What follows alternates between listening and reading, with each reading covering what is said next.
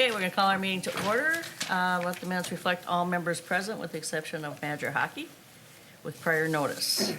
The next thing we'll do is set the agenda today. Anybody have any additions, subtractions to the agenda? President Preiner, staff would like to remove from the consent agenda permit number 17-091. Okay. Anybody else? With that, I'll have a motion, please. Madam President, I move that we approve the agenda with the removal of consent item number 17-091. Second. Motion made and seconded. Any further discussion? All in favor? Aye. Approval of the minutes. Madam President, I'd like to move approval of the December 9th, 2019 workshop minutes. Second. Motion made and seconded. Any further discussion? All in favor? Aye. Aye. Can I ask a question quick? Certainly. Can I second it if I was absent? I never thought about that. Is that proper? Madam President, Manager Wegeman, the approval of the minutes is a statement that you believe that it's an accurate representation of the meeting. Obviously, you're in a better position to speak to that if you were present, but it's also appropriate to express support or Okay. approval of minutes if you have reason to believe that they're accurate. Thank you. Okay, correction noted. We had a motion, we're all in favor, so we'll go to December 11th. And I abstain. You're going to abstain then, okay? Yes. So it's Madam absent. President, I would like to move the approval of the December 11th, 2019 regular meeting minutes. Second. Motion made and seconded. All in favor? Abstain. One abstention. Next thing is the consent agenda. Any questions on the way, well, Patrick? Yeah, President Preiner, Board of Managers, we have with the removal, we have one permit application for consideration. Any board members have any questions on that? If not, we'll have a motion. Madam President, I move to Cap Rock permit number 19-072 for the White Bear Lake Township. Second. Motion made and seconded. Any further discussion? All in favor? Aye. Okay. We're going to go to the applicant Secure Mini Storage LP, number 18-075.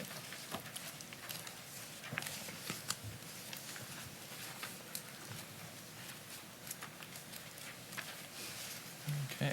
President Preiner, Board of Managers, starting on page 38 of your packet is the engineer's report and variance request for permit application number 1875. This is the public storage project in the city of Spring Lake Park. This application was originally given conditional approval in August of 2018 and did receive a permit later in that year. They have since found some issues and have requested a variance.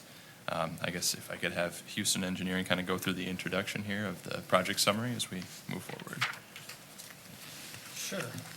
So the project is located within city of Spring Lake Park, Minnesota, on a approximately 6.5 acre parcel owned by Secure Mini Storage.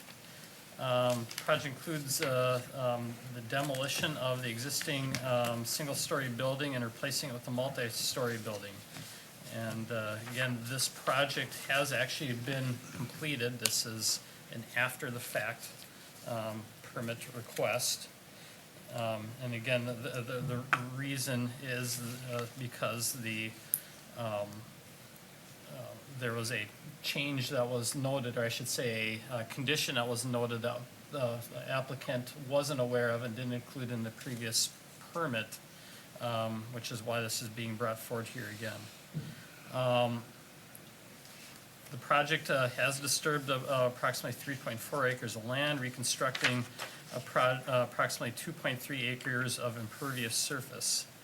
The project resulted in no net change in impervious area. Drainage from the site was routed to an existing stormwater pond, which was reconstructed to NERP standards. The pond receives drainage from the proposed site as well as adjacent properties. The construction that occurred maintained the previous drainage patterns. Drainage from the pond was routed to an existing 12-inch stormwater pipe that drains to Lock Lake, which is the resource of concern. The project originally proposed 2 feet of freeboard by constructing the building at elevation 903.33. However, during construction, it was discovered that the drainage area to the pond was incorrectly determined by the applicant's consultant due to the surrounding area being relatively flat grade with hard to distinguish drainage boundaries and a culvert draining the pond that was not found during the initial survey. As a result, more runoff from the off-site area drains to the proposed pond than anticipated. Due to this unforeseen condition, the recalculated 100-year elevation of the pond changed from 901.33 to 901.88. And since construction had already started and substantially proceeded on the storage unit building, the lowest floor elevation could not be adjusted when that was determined. Thus, the building only has 1.52 feet of freeboard for the 100-year flood elevation. District Rules C9G requires 2 feet of freeboard above the 100-year flood elevation, and the applicant has requested a variance from Rule C9G for the lack of freeboard. In addition, the applicant has previously provided a runoff reduction to 80% of the existing condition, which is, again, a Rice Creek rule requirement. However, due to the change in the anticipated offsite drainage area, runoff is now only reduced to 88.3% of the existing flow for the 100-year storm event. Although this doesn't meet the requirement that the runoff be reduced to 80% of existing, it is still a reduction from the previous condition that benefits the local and downstream areas. Both the 2-year and 100-year, or 2-year and 10-year storm events still meet district rate or control requirements. In the event that the runoff area and volume would have been correctly analyzed, there would have been no substantial change to the design as the pond's live storage has been maximized. And according to the applicant's representation, any reduction in the project building footprint would have resulted in the project to no longer be feasible. District Rules C7C requires the peak runoff for the 210 and 100-year 24-hour rainfall to be reduced to 80% of existing condition, and the applicant has requested a variance from Rice Creek Rule C7C. The proposed application is compliant with all other Rice Creek rules. Can I ask one? Sure. How was this, I know you said it was during construction, but how was this brought forward, or who caught it, or how was it? Presented to us? Yeah, Madam President, Manager Wageman, I am not entirely sure, maybe Patrick can provide a little more light on it, but I believe it was brought forward by the applicant. Yeah, it was found during the actual construction. They and they discovered that came there was the forward and culvert. said, Yep. we found there was an error. Yep, Thank you. yep. So the consultant had to Right. have the We the didn't drain area catch being something that was being hidden, or, correct. right. Madam Thank you. President, Okay, go ahead. This one really troubles me, and if we were at a different stage, the answer to me would be clear. Go back and redesign your building, make your building a half a foot taller. Can't, a little hard to do that. I suppose they could raise the floor a half a foot, instead of having 8-foot ceilings, they'd have 7.5-foot ceilings. You usually, like the last time we had one of these things, it was a garage, and it was, only people who were gonna be affected was the owner and anyone who bought from the owner. Okay. This is different. This is a business that is providing safe and secure storage to its customers, and it's not. So, you know, I'm looking for a way to get comfortable with this, because I'm not. You know, how serious is the half a foot? I mean, this is an area where there is flooding. So we've got a distressed area. Is a 1.5 feet actually adequate, and we were just overly cautious when we made a rule, or is the rule at 2 feet generally okay? I mean, would you please address that? Madam President, Manager Bradley, if we proceed, go through the rest of this, and then we can maybe come back to that, and hopefully, by the time we go through the rest of this, and then, you know, I'll try to elaborate on that as I go forward with this. Okay.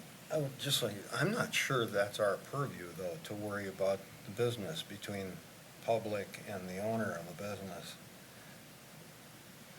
he can run his business however he, Well, we've got that requirement for a reason. yeah, but it's to protect him. I don't think so. That one is. The reason it was put in, I mean, Well, let's walk through it, and Sure, then we yeah. will decide at the end. So, with the evaluation of the criteria, criterion A, how substantial the variation is in relation to district rule requirements. The applicant has constructed the building at elevation 903.33, which is only 1.52 feet above the 100-year flood elevation. District Rule C9G requires 2 feet of freeboard above the 100-year flood event.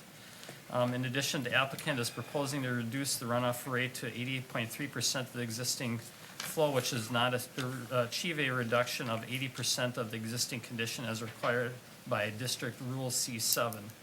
I guess this one here would be appropriate time to note that with regard to the, how substantial this variation is, with regard to the 80% rule, again, even though they are exceeding the standard for the district, they still have reduced the flow in comparison to pre-project conditions. So they actually are, that part of the rule are making things better, not worse. With regard to the 100-year flood elevation, one thing to be aware of is that the district 2-foot of freeboard requirement is actually higher than what typical FEMA requirements would be that municipalities use in their stormwater and floodplain management rules. Usually that rule that cities apply in complying, or I should say in, and maybe Nick can correct me for the language on this, in managing a FEMA standard, that it would typically be a 1 foot of freeboard above the 100 years. So the district actually requires double what that freeboard requirement would typically be.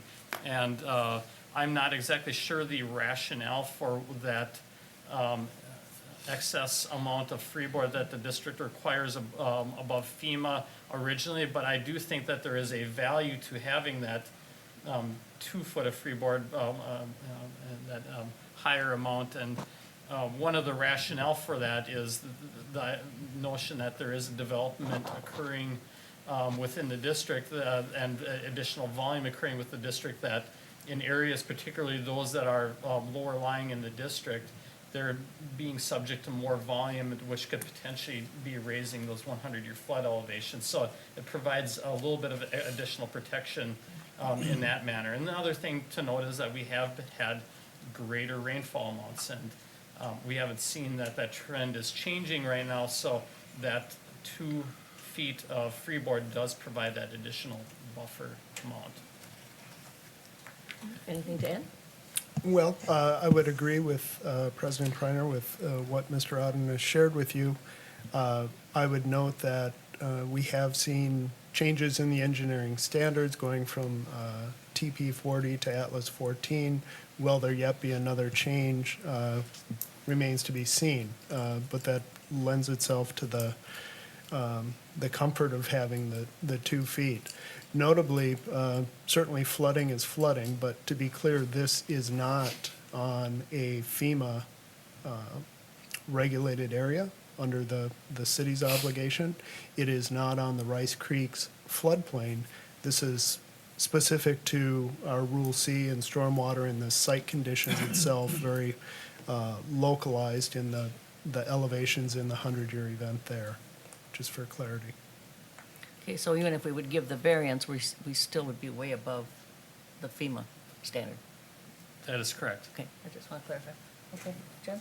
Madam President, so, Mr. Engineer, Chris, you mentioned that this was not making things worse, but better. Would you quantify how much better than the previous condition? Manager Waller, for the 100-year flood event, there would be a 12% reduction in flow from the pre-project condition. 12% better. Correct. President Preiner, Board of Managers, and Mr. Otterness, perhaps it's good to review the purpose of that 20% reduction, and here it's only, did you say 12%, I think? That was put into place to look at downstream landowners associated with Long Lake, in that the cumulative effects of that 20% reduction across the multitude of future permits that may take place would alleviate the peak flooding condition, or at least not advance the peak during flooding conditions. So yes, we can quantify it at the site level. Cumulatively, the outcome is quite a deep dive into the modeling that would take place. Did I capture that pretty well, Chris?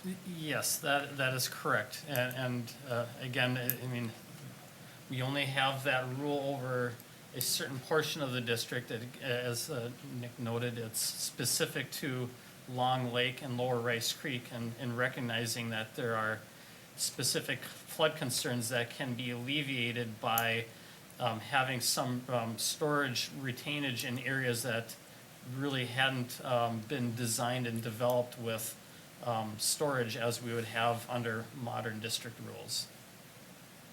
Okay.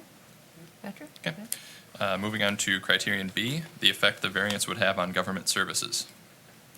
The issuance of a variance for the Spring Lake Park Public Storage Project is not expected to increase the cost or difficulty of providing government services. Part 1 of criterion C, whether the variance will affect a substantial change in the character of the watershed resources.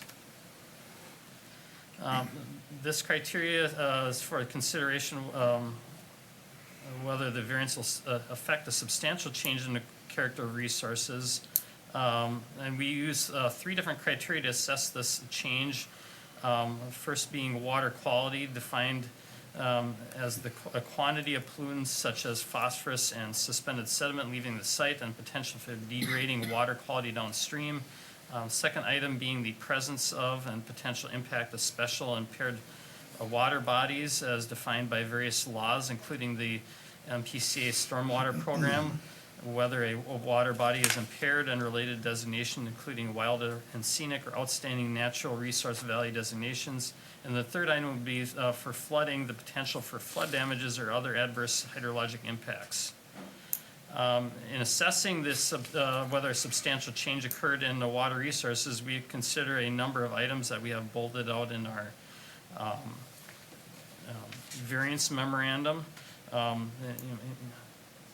Per criterion C, and whether the issuing variance would have a negative effect on these properties, we consider whether the variance would cause or contribute to a change in 100-year flood elevation immediately downstream or upstream, increase the frequency or magnitude of flood damages to adjacent properties, or increase the hardship downstream from peak flow and flood duration. The high water level of the pond has not changed from existing conditions and will not affect the freeboard of adjacent properties. Non-compliance with the freeboard requirements of Rule C9G for the constructed building will not have a negative effect on the neighboring properties. The proposed pond is designed to NERP standards and will provide appropriate water quality treatment.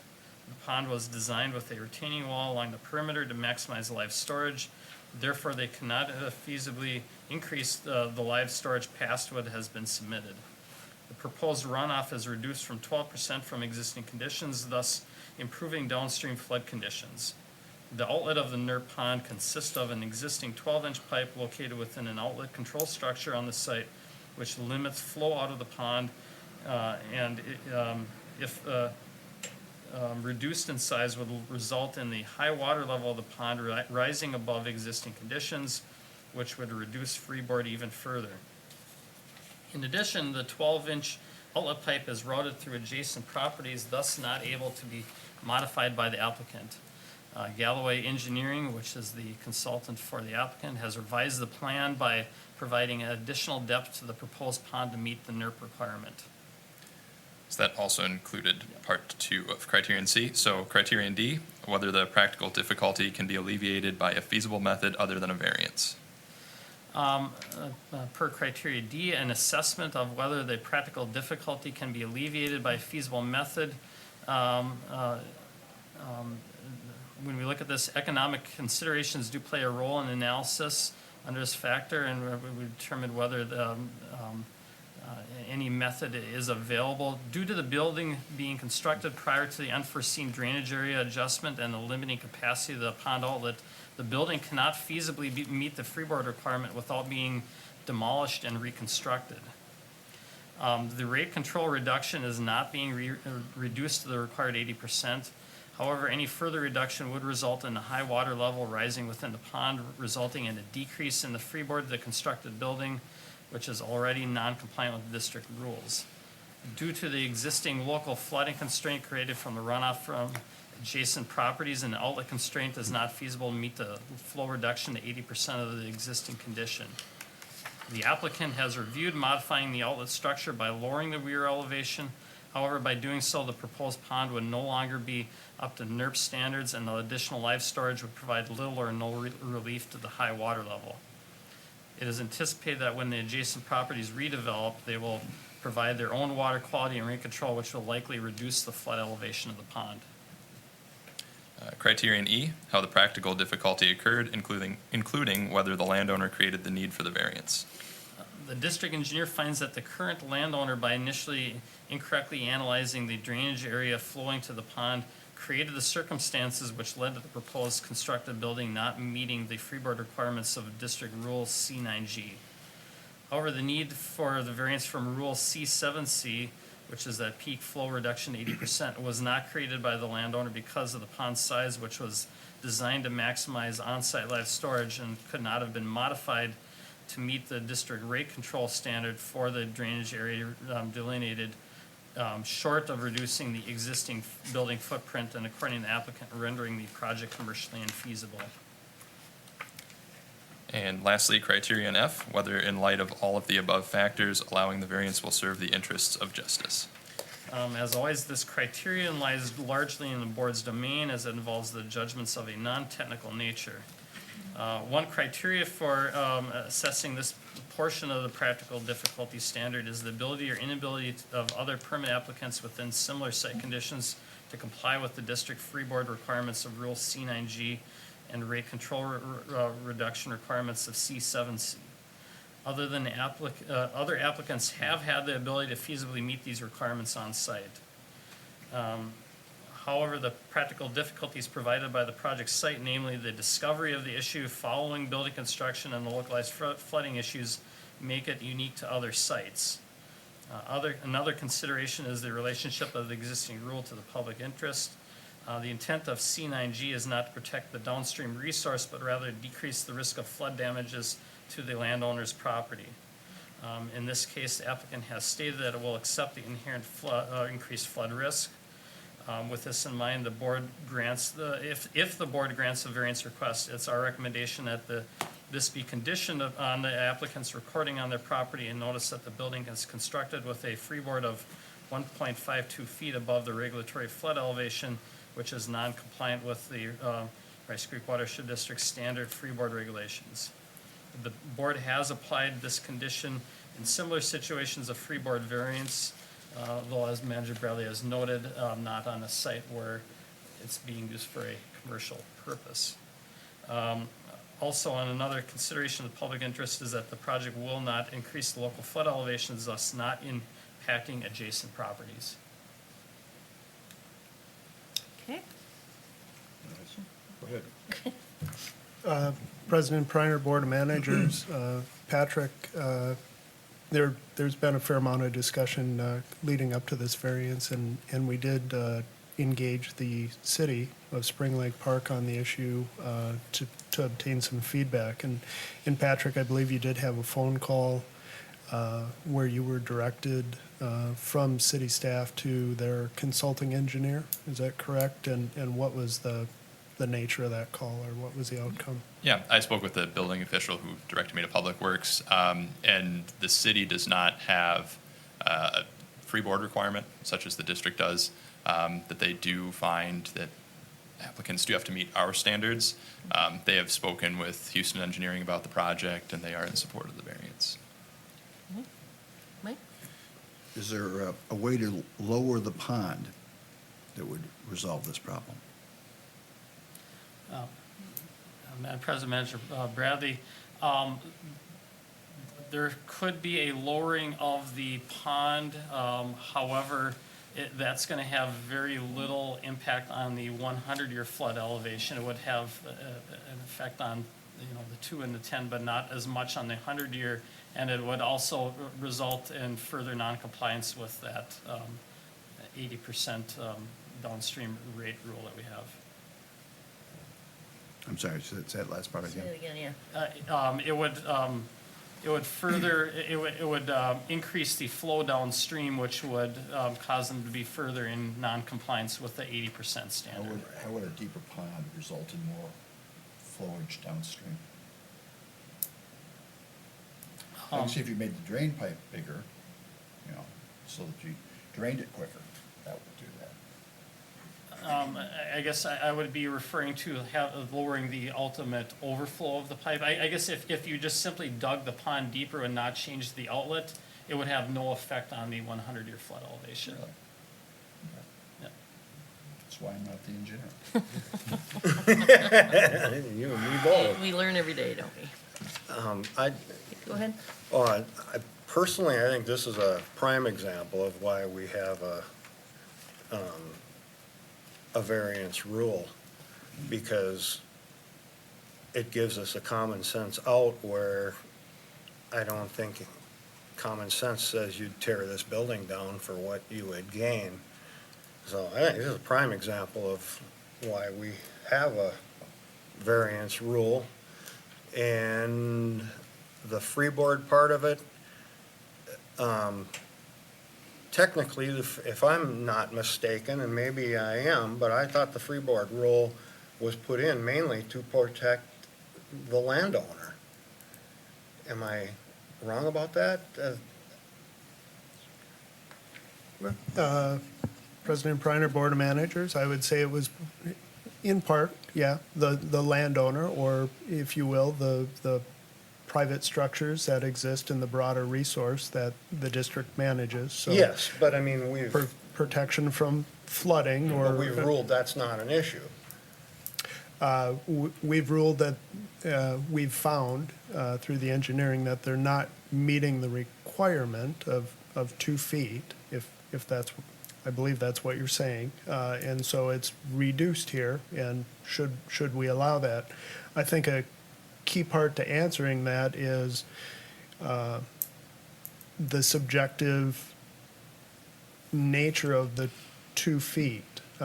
So here we're not meeting the 2, but we're above the 1. What I guess I'm looking at it in a different way. Okay. This is gonna we've determined this is gonna cause no damage to anybody else besides him. The difference in the height of his building isn't gonna affect anybody around him as far as flooding. The freeboard issue is an issue to him alone, right? It is an issue to the structure and then what that landowner does with that Exactly. structure. And in this case, those are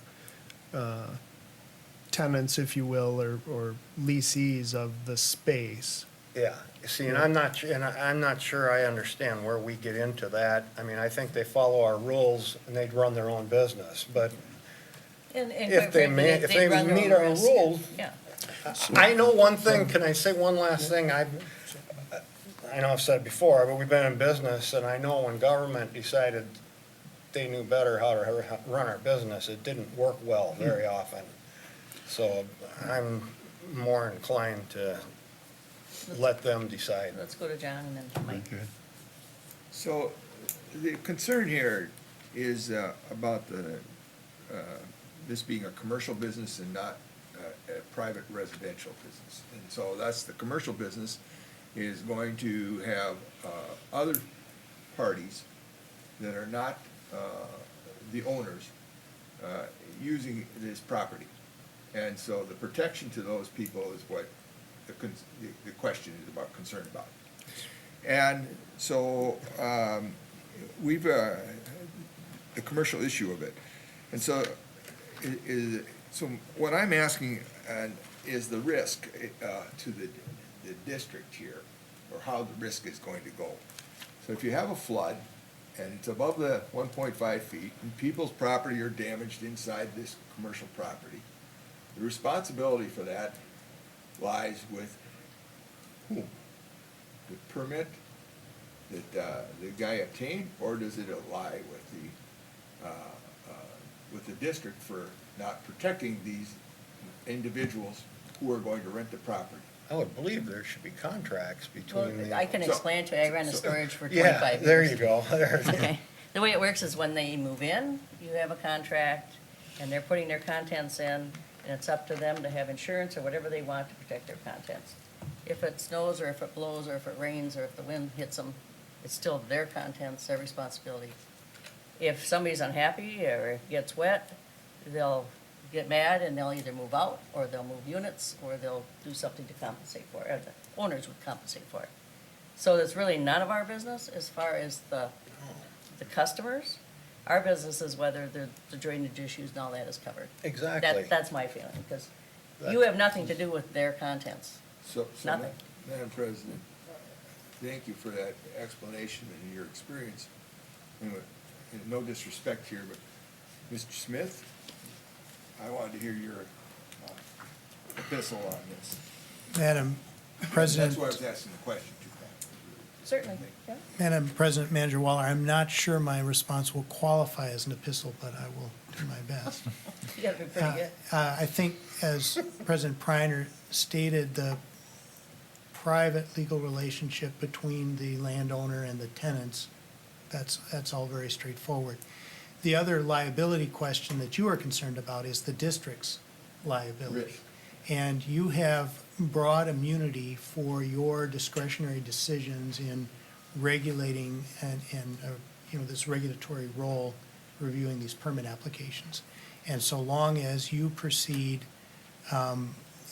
in a lawful way in terms of under your variance rule and have a rational basis, you have a very strong legal defense in terms of your government immunity for exercising that regulatory role. The only other comment I would offer to this discussion is concerning the 2 feet of freeboard. That is a really widely adopted watershed requirement for floodplain protection and regulation. And the 2 feet has about as much technical justification as you've heard from the engineer here. It's a prudential, precautionary margin above the elevation that everyone is focused on regulating about, which is the 100-year flood elevation. Yep. So it exists to address the flood risk for structures, and it's just a precautionary additional margin to address. Right? The only thing that makes me any at all comfortable is the 1 foot FEMA, but of course, I don't have a whole lot of faith in federal government's standards for protecting the public. So that doesn't give me much protection or cover. We're put in a hard place because of a contractor who didn't do the job right. Correct. And I don't accept that he couldn't make that building have worked. He would have just, if he'd known, he would have put an extra layer of blocks on the bottom and made it 6 inches taller. I'm sure they would have if they. Yeah, they wouldn't have made it smaller. So Yeah. the idea that this thing wouldn't have been done isn't true. But the problem is, it's been done. So we're in a rock and a hard place. And, I talked to Smith Partners, Chuck Holtman yesterday about, is there something we could do? And it gets too convoluted in terms of trying to draft a contract and enforce a contract between the owner and the people who rent from them. But I will tell you, I once rented a U-Haul unit that flooded, and we are facing people who are not going to be happy. And it happens, especially you all. Yeah. We had a So- lot of other customers. Well, this, not to attack U-Haul, but No, this, I'm just saying, you've had 30 years' experience of what you do, and I've had personal experience of what happens when it happens. yeah, when it happens, it's bad. And so, the only comfort I can take is the 1 foot FEMA, and that's a small comfort. Madam President? Okay. So I agree that I don't have a lot of trust in federal government standards, or in non-federal, smaller government standards either. But the 2 feet has been here for, I'm gonna guess 30 years at least. I can't remember any time we haven't had the 2-foot requirement. So Mr. Smith's explanation of it being widespread, I certainly accept. I would point out here that in the private party matter that we dealt with this before, we made certain that it was put on the deed so that any future property purchaser would know about the risk that was involved in there. And I see that this is a requirement here also. I don't know that the language that I read from the engineer about, is explicit enough for a commercial situation here. You know, not that, I guess I wanted more detailed is what I'm saying. Other than to just say that there's a variance request that, or they didn't meet the rule.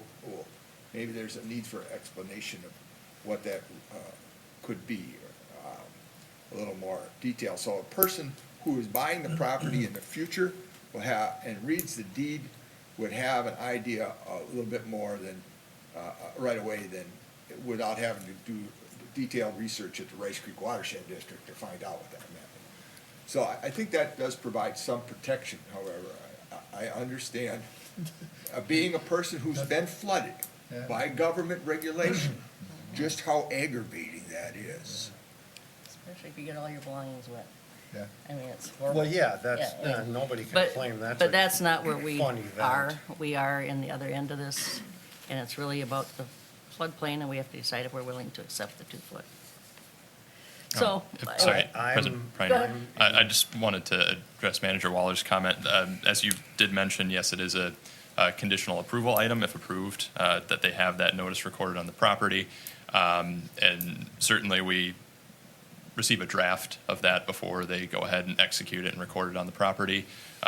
So we do work with our attorney, and, you know, we can ensure whatever language is included in there. So, yeah, it needs to, the notice needs to make clear to, Future buyers. It needs a red flag in there. yeah, a big Yeah. red flag There is, for but there- non-skilled There is. laborers like myself to understand that there's an extra risk involved here, and that, and I'm well aware of it. It's not something that's just escaped under the fine print. Yeah, so It's important. that's why, that's all I'm asking you to Sure. point out to you. But I certainly feel have experienced the frustration of what that Well, is. I am in our will approve. Go to page 38 is the Do action. you want me to do Here. a?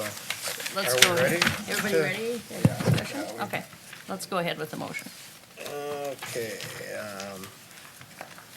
move to approve variance request for variance application 18-075 as outlined in accordance with Rice Creek Watershed District Engineers Variance Technical Memorandum dated December 17th, 2019. I'll second the motion, provided that the staff and the legal consultant and engineering consultant understand the need for very explicit language on this particular deed. Okay, we have a motion second. You agreed to as an extended language? Actually, yeah, I don't mind that at all. The more that they It'll be More part. understand, the better. The big red flag. Yep. That's very important in this part. Yep. Agree. Okay, we have a motion and a second. Further discussion? Any further discussion? Okay, all in favor? Aye. Aye. And then we'll go to the permit application. Madam President, I move to, it's Caprock, isn't it? Permit 18-075 as outlined in accordance with Rice Creek Watershed District Engineers' findings and recommendations dated December 17th, 2019. Is it Caprock or approved? Correct. Okay, it is Caprock, okay. I'll second that. Motion made and seconded. Any further discussion? All in favor? Aye. Aye. Okay, thank you, Patrick. Lauren is next, I believe. Oh, open. Go back. Open mic. Anybody like to speak today? No? Okay. Then we'll go to Lauren.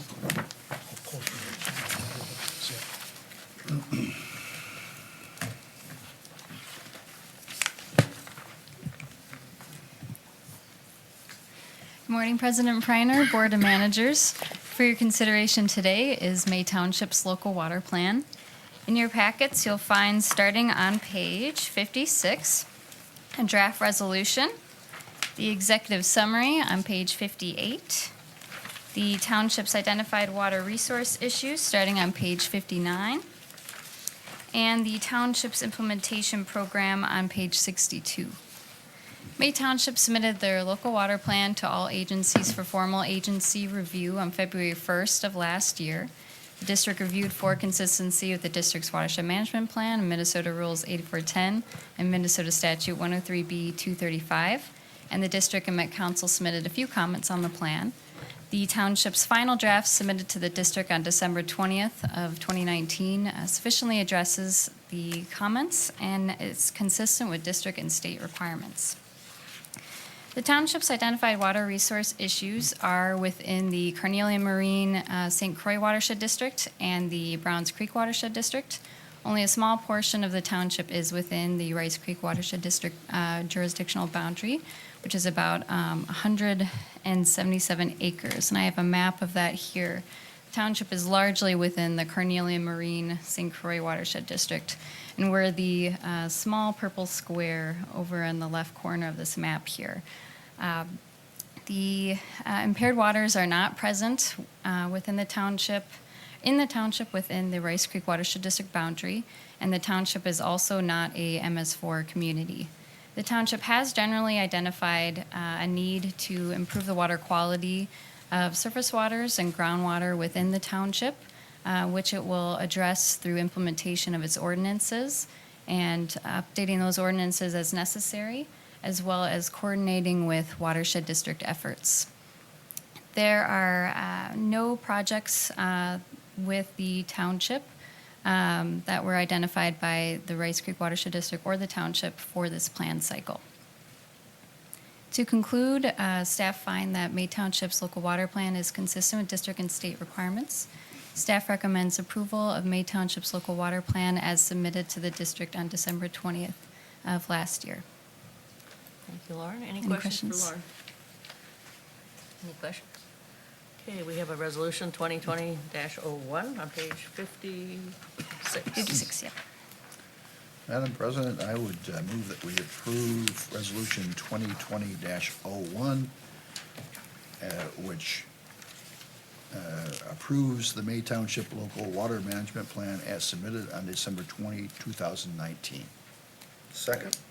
Motion and a second. Any further discussion? Roll call, Waller? Yes. Hockey absent. Bradley? Yes. Wageman? Yes. Priner, yes. It passes. Thank you. Lauren. Okay, Nick? Yes, President Priner, next on the agenda is consideration of designated representative and authorized delegation on Bowser's watershed-based funding. We did have discussion of this at our recent workshop. Basically, the state has designed this watershed-based funding. There are multiple participants in what is being called Mississippi East, the watershed that will be eligible for the state's funds. And with all the participants, they're looking that we have an official designation of a quote-unquote decision maker to participate in those. And then the resolution that's attached would delegate that to the administrator, and then I would work with staff from there. Did they say how many meetings average? They have not. This is the first year of this approach, and so I'm unsure of how many meetings will take place. We're uncertain as to how many participants will show as well, because it includes the potential for the municipalities to participate, and we could have a great number of those folks. We guaranteed to get enough back to cover sending somebody? Probably won't cover the mileage. That's what I was wondering. Is it worth sending somebody there or not? Yeah, I'm kidding. I don't think that's so far-fetched. Not really. I'm only half kidding. yeah. President Priner, Manager Wagaman, appreciate the comment. What I'd say is it's a new new approach for delegating out these funds. It is watershed-based. Best to be at the table and participate and see how this goes. I agree. I agree. Okay, page 66, a resolution 2020-2. Madam President, just to comment on this first, I don't anticipate receiving a lot, compared to what we had on the county-based system, which was experimental last year. We had over $400,000 from the 3 different counties. And this year with this system, I would not call it watershed-based. This East Mississippi involves a lot of watershed and a lot of population.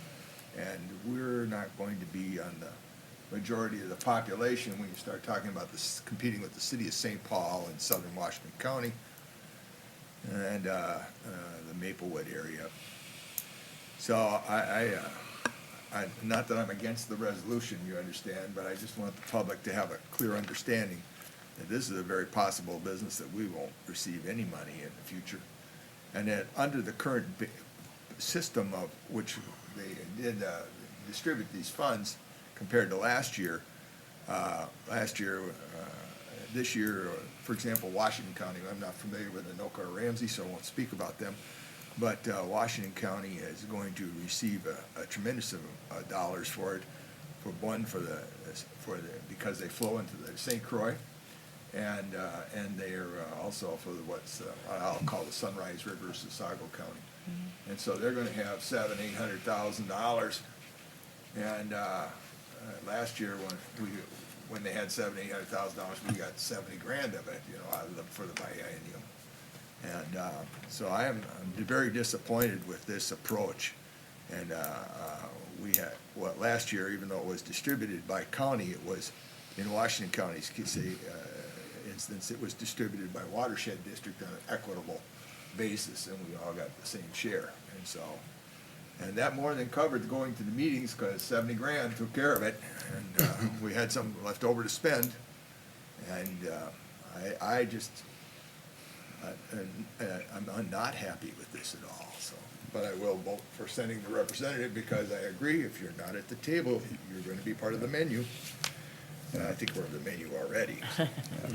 Madam President, as I indicated at the workshop, since I absolutely agree with Manager Wallace's assessment, possibly, looking for a pony in all this stuff, we could do some sort of regional program that would provide benefit to the region. I had suggested not quite off the top of my head, but buying a series of street cleaners, advanced street cleaners, and putting those on a loan program so various cities within our area could borrow them, and we get some benefit indirectly that way. That'd be directly, actually. For consideration. I don't disagree with you, Mike, about that, but you have to get the money first, and somehow I'm a little skeptical that that's going to be Well, available. quite frankly, Let's- I hate to be reduced to buying street cleaners when we should be doing major projects. I agree. And that's what this funding Well, has changed. but nevertheless, So, we shouldn't be buying street cleaners. It's again, what do you get the money? Getting the money first, Yeah, before well, you decide what you're going to spend it on. we saw this And coming I don't 2 years ago when it I don't- started. I don't see the money Go ahead. being available. President, Politics is too tough. President Preiner, Board of Managers, just a comment, and it's a bit dangerous, and because I wasn't involved, excuse me, in the previous year's allocation, but the county distribution that resulted last year, I'm pretty certain was the result of the convening of the parties in a determination to distribute on a county level. So, that said, Bowser, the state, has defined a vetting, and they note the need for, the water management plans, et cetera. The outcome, to Manager Waller's interest in a county distribution, I suspect could be in some form the outcome here, although I'd note it probably unlikely with the way Bowser has set it up. So the point being that the outcome of distribution by county was a result of the convening of the determining committee. And that'll change every year according to the committee members.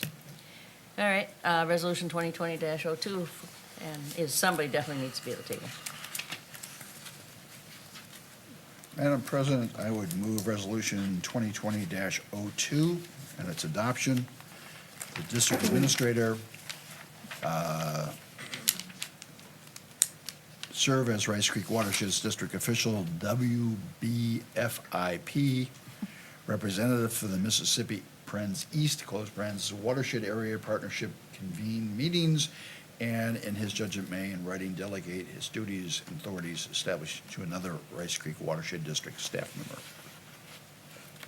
Second? Motion made and seconded. Any further discussion? Any further discussion? Roll call. Waller. Yes. Hockey absent. Bradley. Yes.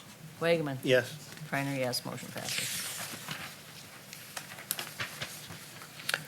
Next on the agenda, President Preiner, is the check register. Okay. Let's see here. I'm getting there. Madam President, I move to approve the check register dated January 8th, 2020 in the amount of $89,311.01 prepared by Redpath and Company. I'll second that. Motion made and seconded. Any further discussion? All in favor? Aye. Aye. Okay. Engineer updated timeline. Anything new, Chris? Madam President, I'll just note a couple things. One is that for the Judicial Ditch 8 repair and construction project, we do have plans and specs in draft form that have been completed, and the district staff has already reviewed, so they're back on our plate again. We're going to be finalizing those and should have a set of plans fairly soon for you to be able to consider for going out to bids. Okay. And likewise, the Bald Eagle Lake Iron Hand Sand Filter project, we've also gotten draft design plans done for that as well, and they're being reviewed by district staff. So you're gonna be seeing a couple of construction projects coming up here in the near future for your consideration, and be very exciting to get those projects underway here. Any questions of Chris? Anybody? Just a comment, Madam President. We're looking forward to seeing you put in the iron enhanced filter and be certain it's not above what the profile will be, please. Madam President, Manager Waller, yes, well, that is a very close concern for us as we're doing that, and rest assured, we will be having it above that as constructed profile. You'll have it below. Or I should say below, we'll Strike the record. have the outlet at the as constructed profile, yes. Thank you. All right. Okay. Once we know what it is. It will not become an obstruction, correct, sir? That is correct. We will not, it will not serve as an obstruction of the public drainage system, in effect, the function that was envisioned for the drainage system. Okay. Manager's update. Manager Bradley. Nothing. Stephen? Nothing. John? I don't have anything to mention except that I apologize to Mr. Koshin. I gave a report for being at the managers convention last month, and he won the recognition of being a Watershed District Employee of the Year. And I know we probably mentioned it other ways, but I don't remember it being mentioned here. And he won it for a program that I'm a cheerleader for, because I think it's the most inexpensive program that we have to limit phosphorus into the watershed, and that's for catching those pesky carp and taking them away. And he's been on television, he's done a great job, and I saw he had the plaque up in his office the other day, and so I think he did his recognition. This is a program he's done himself, and he, in my opinion, is the single person and deserves a tremendous recognition for working on it. And I'm glad very happy he won. It was I think, the most enjoyable thing about that convention. And I think we all agree. Matt's done Yeah. an excellent Yeah. job. Agreed. President Pryor, Board of Managers, as I have a number of administrator items, but I'd note that Matt is certainly a modest individual, and we teased him to get him to put it up on the wall, I think, is how it got there. For updates, a number of you independently and also in board locations asked for an estimate of the staff time on the House file and Senate file, and the board's reporting on the board's position on that. Staff did calculate that. That's roughly 284 hours were put into that. So I leave that with all of you as a group, as the board. I would also note that staff had done a presentation for the new Ramsey County Commissioner. I know that Phil had done presentations in the past with the different commissioners and the counties. Obviously, we do one for Washington County, and here we've engaged the new commissioner who covers a good portion of the district on Rice Creek and our activities. I want to say that I think that she really appreciated that, because her depth of knowledge, I could just tell as she was speaking that she was getting to understand what we do. So Sure. Thank you for doing And I that. would think we would do the same thing when Anoka fills its new commissioner, or has filled a new commissioner. Yeah. President Pryor, Yeah. Board Managers, I'd say that the district's, for lack of a better word, ramping up its attentiveness to our appointing counties, the commissioners themselves, and trying to keep them well-informed as to our operations. Obviously, a good portion of that was Washington County's stimulus to ask all the watersheds to come forward on a certain day, and so on and so forth, so. Which we've been doing for 20 years. Yes, so. It was one of the recommendations that we made back in 1998 at the end of the governance committee meetings, and that's what it came about when I was on that committee. But I don't recall being invited to the Ramsey County one. It wasn't a public meeting. As we invite all of you to come to ours. It wasn't a public meeting. I realize that now It that was you're a saying private that. meeting. Yeah. Myself, commissioner, Yeah. staff. So I think we could have gone down to her office, but she was interested to see where we live. She actually was kind enough to come out and see our facilities. Okay. Another item, President Pryor, I wanted the board to know that staff is intending to provide some general comment on the MS4 rule revision that's out for public comment.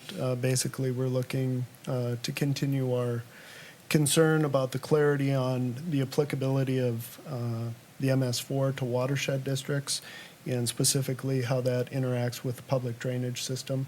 This would be similar to the comments the board's previously had.